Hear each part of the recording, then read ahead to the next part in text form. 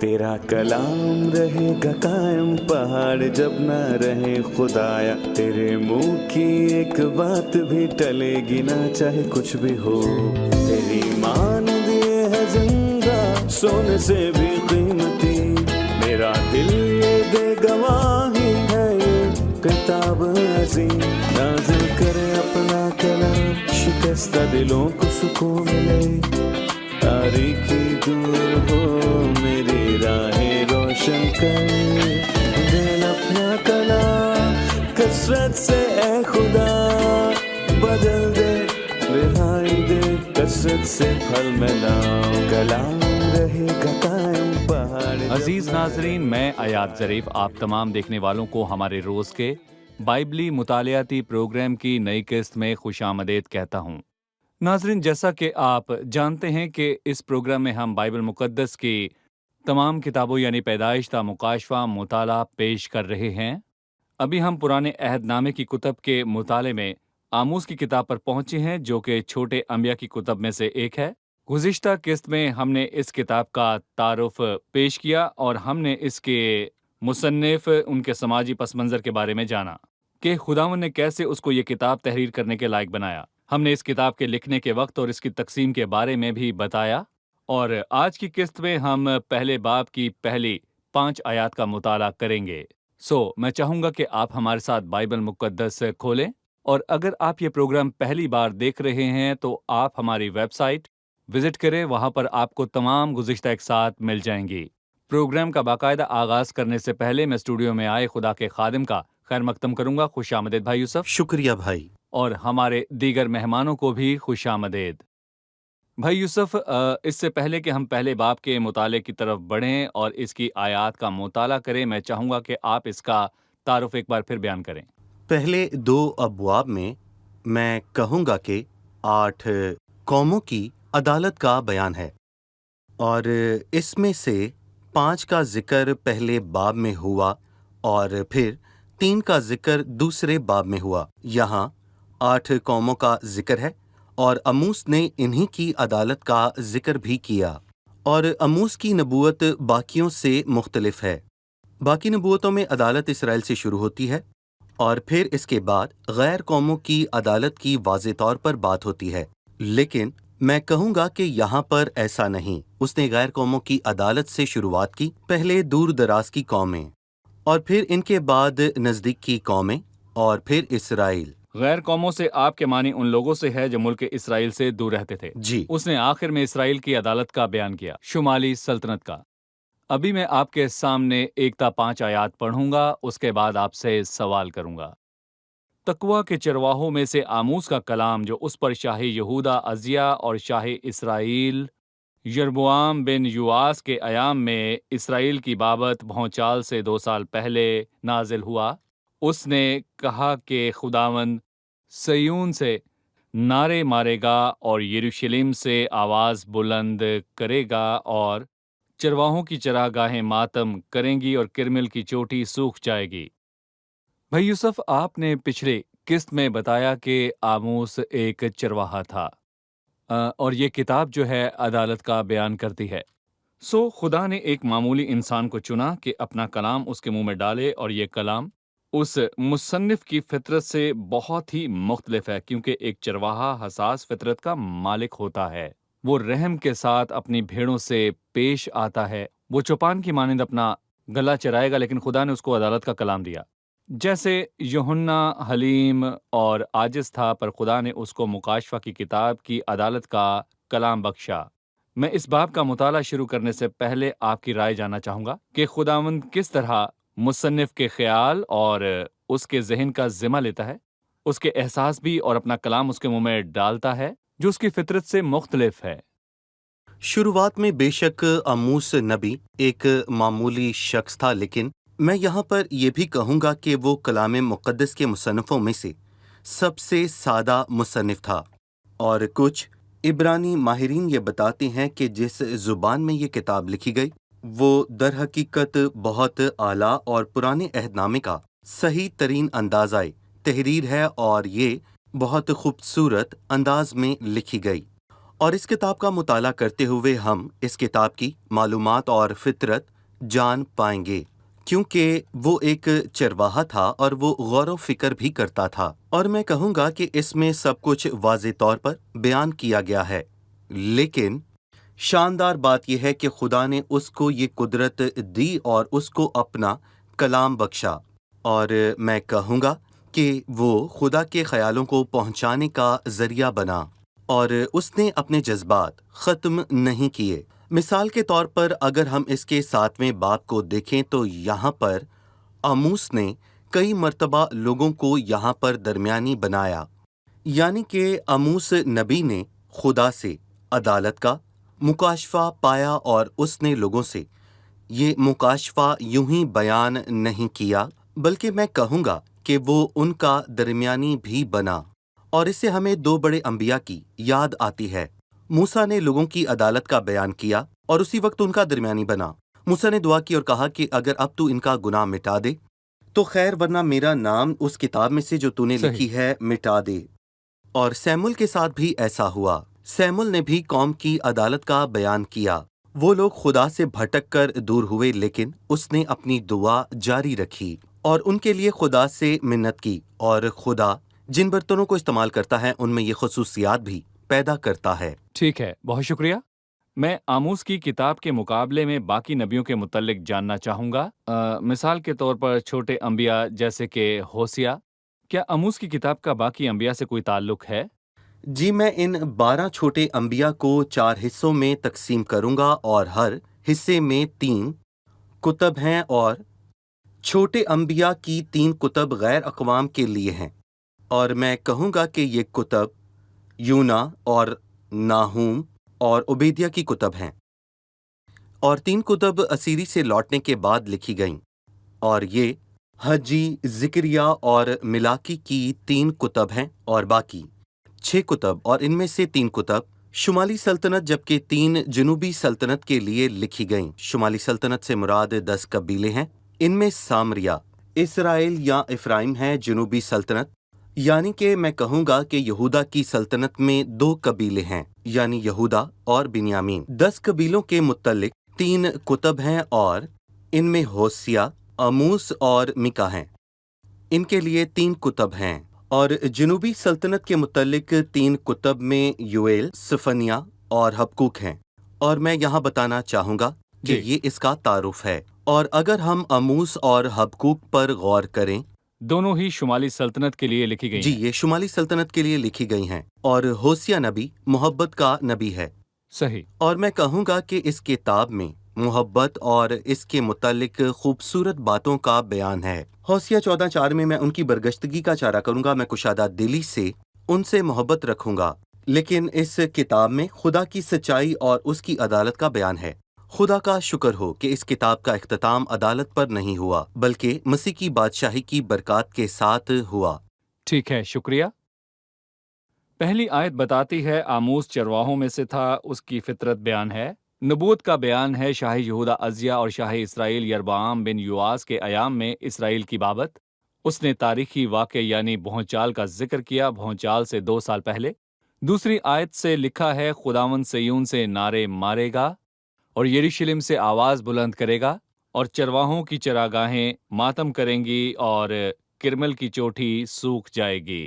اس نے کہا کہ خدا نعرہ مارے گا، تو جب خدا نعرہ مارے گا تو اس نے اس کو کس طرح مترادف کہا؟ شروعات میں ہم نے کہا کہ پہلے باب کی دوسری آیت میں آموس نبی کی نبوت ہے، یہ تیسرے باب کی 16ویں آیت کی مانند ہے، اور پھر میں اس کے بعد ایک حوالہ دوں گا۔ یوئیل کے تیسرے باب کی 16ویں آیت میں لکھا ہے کہ خداوند سیون سے نعرہ مارے گا اور یروشلم سے آواز بلند کرے گا، یعنی یوئیل کی کتاب ختم ہوئی، اور پھر جب یوئیل کی کتاب ختم ہوئی تو آموس کی کتاب شروع ہوئی۔ یہ بائبل مقدس کی کتب کی شاندار بات ہے کہ بائبل کی تمام کتب میں ایک ترتیب ہے، جبکہ یہ مصنف زمین پر ایک دوسرے سے نہیں ملے، لیکن ان کا حقیقی مصنف ایک ہے، یعنی کہ خدا کا پاک روح۔ ہم تیسرا باب پڑھیں تو اس کی 4تھی آیت میں واضح طور پر لکھا ہے کہ کیا شیر ببر جنگل میں گرجے گا جبکہ اس کو شکار نہ ملا ہو؟ اور یہاں پر میں یہ کہوں گا کہ یہ شیر ببر غضبناک خدا کو ظاہر کرتا ہے، यहाँ लिखा है कि खुदावंद सैऊन से नारा मारेगा और यरूशलेम से आवाज बुलंद करेगा, और चरवाहों की चरागाहें मातम करेंगी और करमल की चोटी सूख जाएगी। खुदावंद उनके गुनाह के सबब से गजबनाक हुआ। ज़बूर 7 में लिखा है, बल्कि ऐसा खुदा जो हर रोज कहर करता है, हर रोज इसलिए कि इंसान रोजाना खुदा की नजर के सामने बदी करता है। पर यहाँ मैं कहूँगा, पर खुदा की आंख बदी को देख नहीं सकती। ठीक है, अभी हम एक रिपोर्ट देखेंगे, उसके बाद मुताले में आगे बढ़ेंगे। बाइबल मुकद्दस में खुदा के ख्यालात शामिल हैं। इसमें इंसान का मुकाम और निजात का रास्ता और गुनाह की सज़ा का लिखा है। ईमानदारों की खुशी और उसकी तालीम पाक है।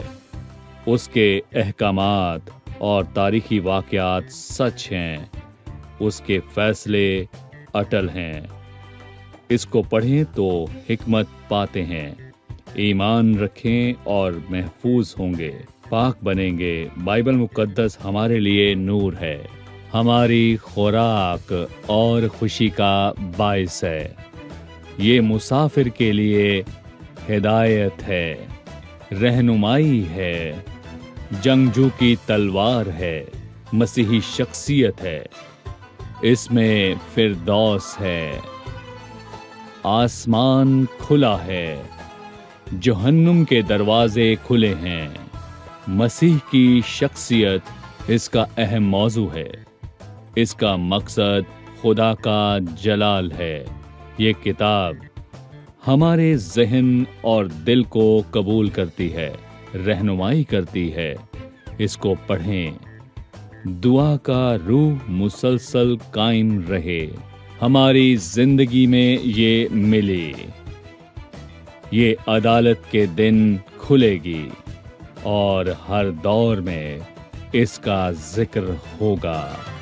इसकी बड़ी जिम्मेदारी है, मोहब्बत के लिए अजर और बाकियों का इंसाफ करती है।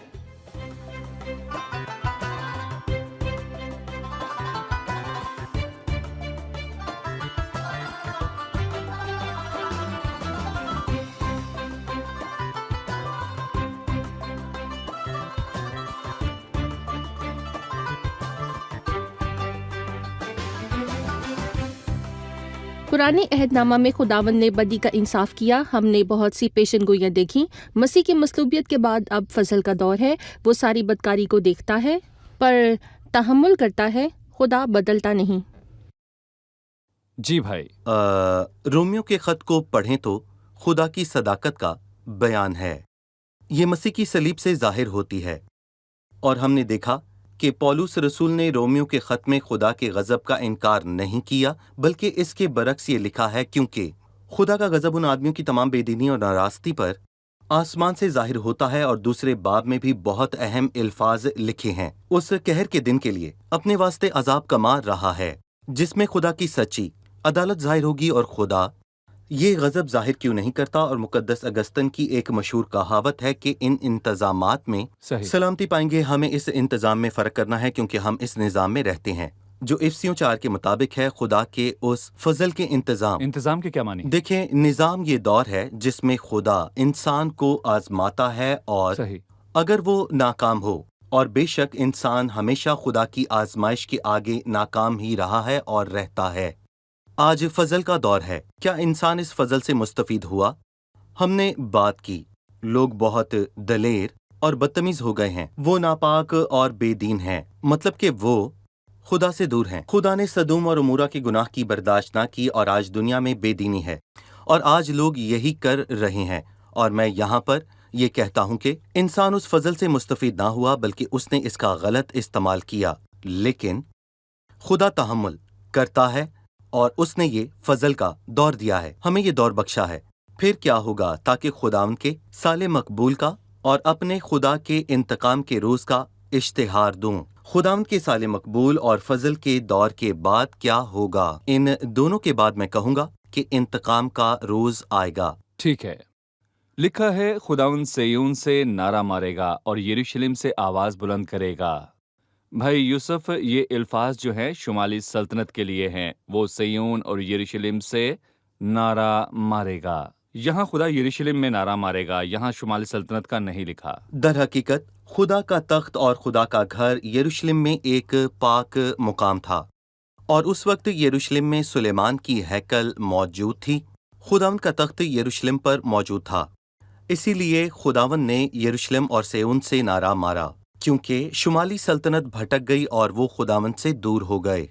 पुराने अहद नामे में 21 मर्तबा ये अल्फाज वाज़े तौर पर लिखे हुए हैं। नबात के बेटे यरूबाम के गुनाहों से, जिनसे उसने इसराइल से गुनाह करवाया, बनी इसराइल खुदा से दूर हुए, वो भटक गए। सो खुदावंद का तख्त अब यरूशलेम में मौजूद नहीं, क्योंकि जब वो खुदावंद से दूर हुए तो वो तख्त से भी दूर हो गए। उसने सल्तनत की अदालत का ऐलान किया, और जब खुदावंद ने इस अदालत का ऐलान किया तो इसमें 10 कबीले थे। सही।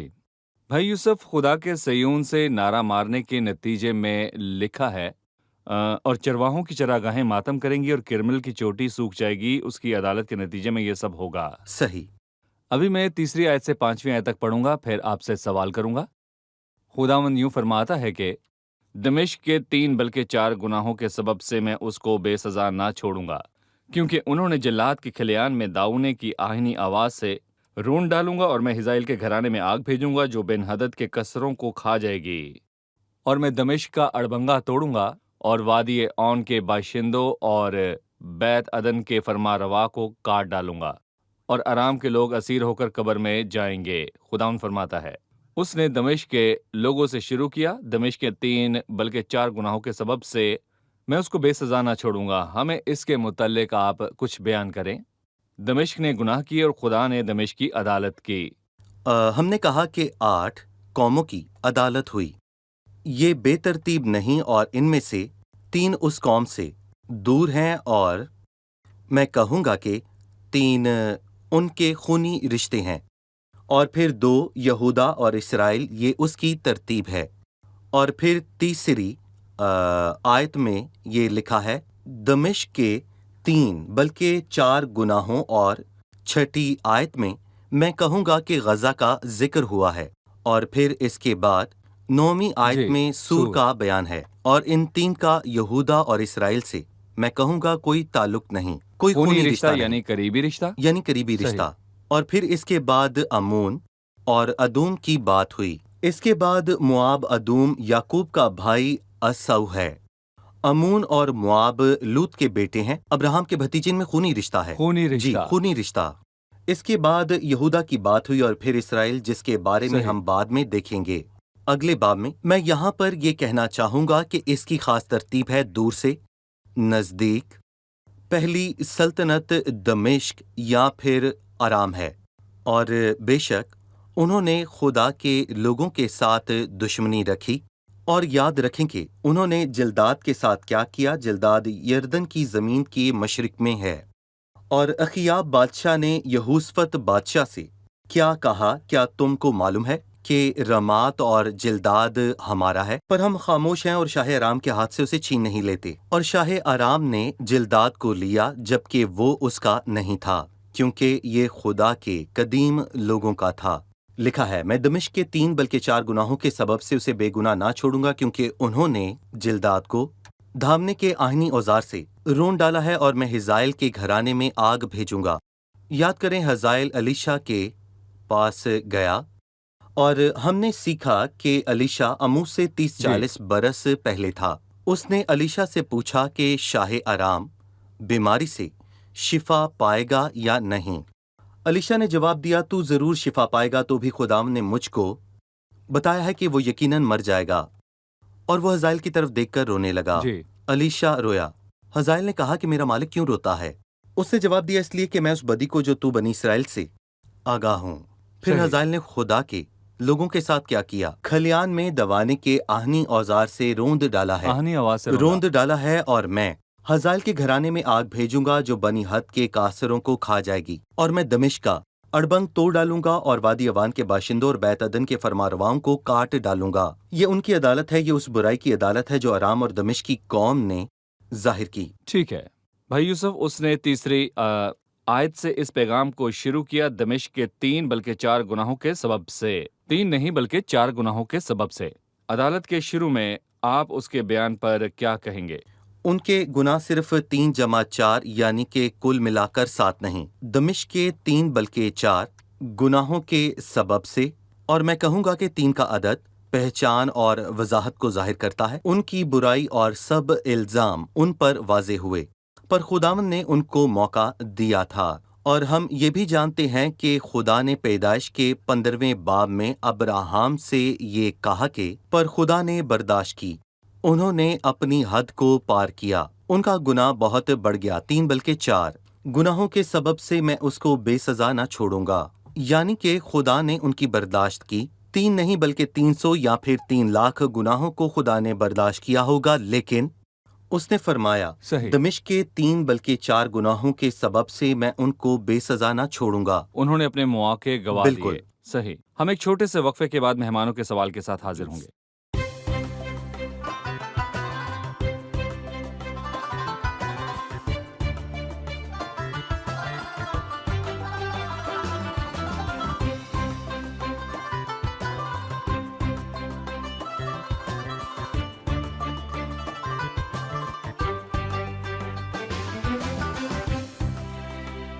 हम जानते हैं कि यहाँ पर दमिश्क की अदालत हुई। तो हमें बताइए कि उस वक्त दमिश्क का बादशाह कौन था? देखें, यहाँ पर सारी अदालत नबूकत नज़र के जरिए हुई और खुदा ने नबूकत नज़र को यहाँ इस्तेमाल किया। लोगों की अदालत करे। नबूकत नज़र दमिश्क को आया, फिर गजा और फिर सूर और फिर इसके बाद वो अदूम में आया। सो खुदावन ने नबूकत नज़र को इस्तेमाल किया ताकि खुदावन का गज़ब उन लोगों पर नाजिल हो। और यहाँ पर दमिश्क के गुनाह वाज़े हैं। दमिश्क के 3 बल्कि 4 गुनाहों के सबब से ये कौन से गुनाह हैं? क्योंकि उन्होंने जिल्लात के खलियान में दावने के आहनी औजार से रोंद डाला है। बेजा जुल्म नाकाबिले बर्दाश्त। सोचें कि लोगों के खलियान हों और वो उसमें हल चलाए, यानी कि ये बहुत बड़ा जुल्म है। तारीखी लिहाज से पिछली कुतब में बड़े अंबिया की किताब में हमने बहुत बार ये देखा कि बाबुल की सल्तनत की अजमत का बयान किया गया। इसके बाद असूर की सल्तनत जी। आई, फिर मिस्र।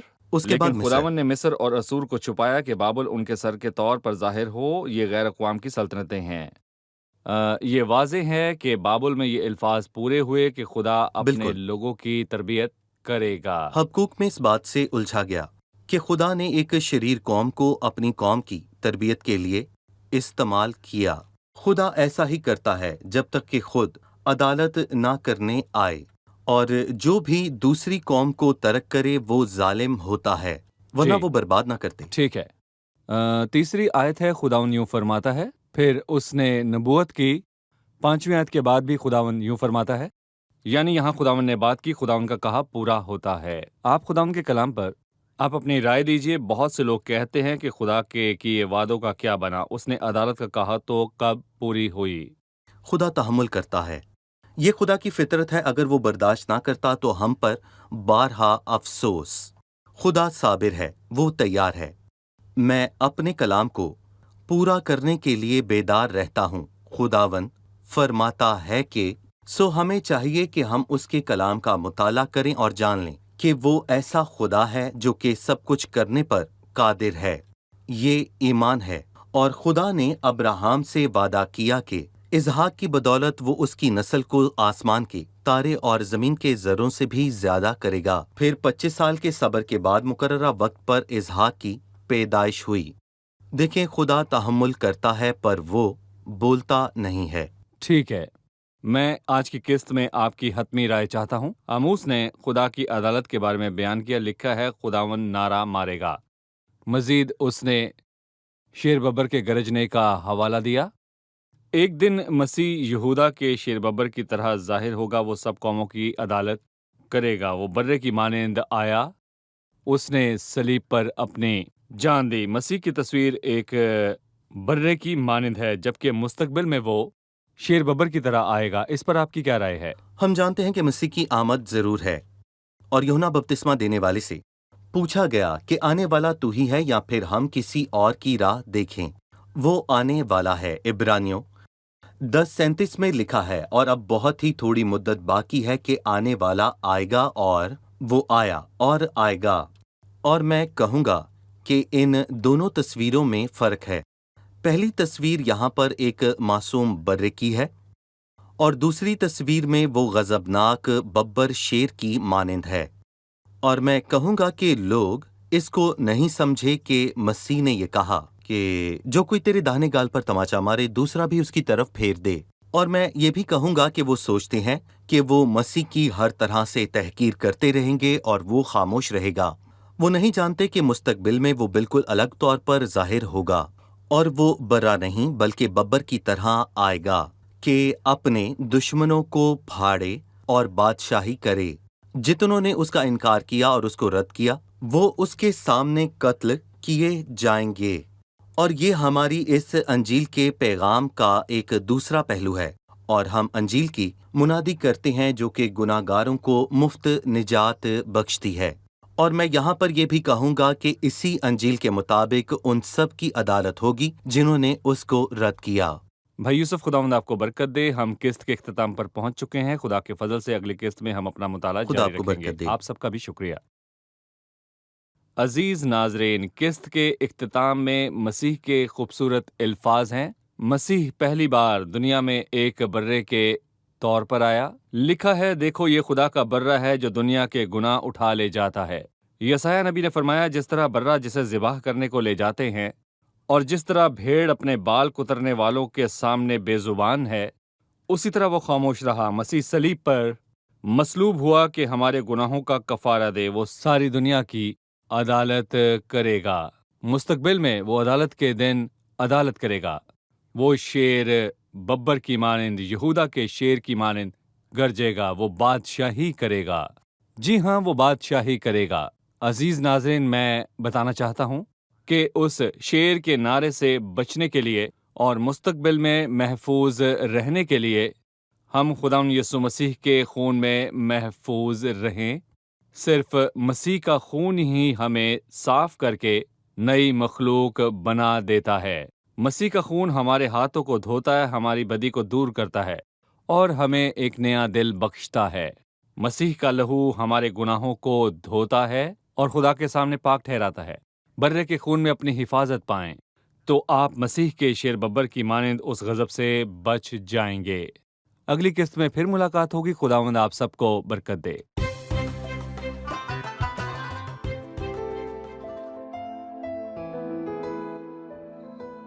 तेरा कलाम रहेगा कायम, पहाड़ जब ना रहे खुदाया। तेरे मुंह की एक बात भी टलेगी ना, चाहे कुछ भी हो।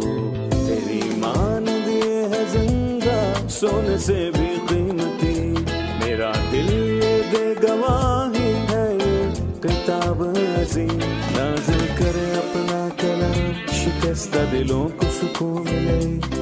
तारीकी दूर हो मेरी राहें रोशन कर, दिल अपना कलाम कसरत से ए खुदा बदल दे, रिहाई दे कसरत से फल में लाओ। कलाम रहेगा कायम, पहाड़ जब ना रहे खुदाया। तेरे मुंह की एक बात भी टलेगी ना, चाहे कुछ भी हो।